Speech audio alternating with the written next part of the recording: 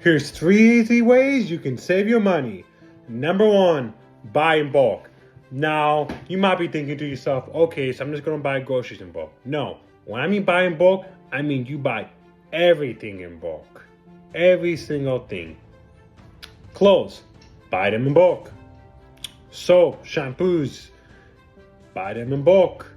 Toothpaste, buy in bulk. Deodorant, buy in bulk. Food, buy in bulk. Video games, buy in bulk. Jewelry, buy in bulk. Literally buy every single thing you usually buy, but buy in bulk. Now, you might be thinking, okay, so this is a good idea because when you buy in bulk, you get cheaper prices on average, right? Which is true, right? But there's also a second thing that comes in of why it's good. Behavior-wise. You might be asking, well, how is it good behavior-wise? Well, here's the thing.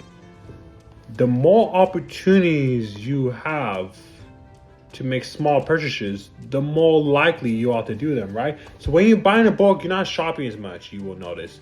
You may be shopping once a month, maybe even less for like certain things, right? And when that happens, you're not at the store as much, right? So there's less times you will get a craving to buy this when you don't really need it, or to get this when you don't really need it too, right? And since you have less opportunities, you will do it less because there's less times for you to do it. And that's number 1. Number 2, keep track of how much money you're spending, right? So every time you spend money, I want you to write that down, right? Because writing it down makes it feel real, right? Because when you write something down, you remember it more, right? So every time you spend money, you're gonna have to write it down, right?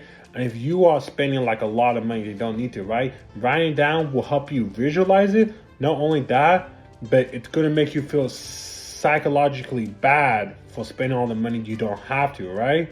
So it's gonna change your behavior in which you get to the point where you will stop making as bad decisions because of the effect that writing it down is having on you. A lot of spending money is behavioral. Number 3, make alternatives to things you already do. It doesn't matter what it is or what you do really, right? But take whatever you do currently do, right?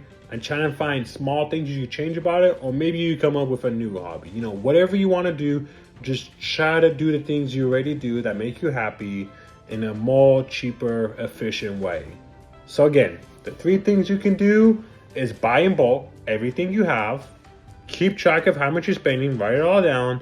And number 3, come up with cheaper alternatives to things you already do. And that is 3 ways how you can save your money.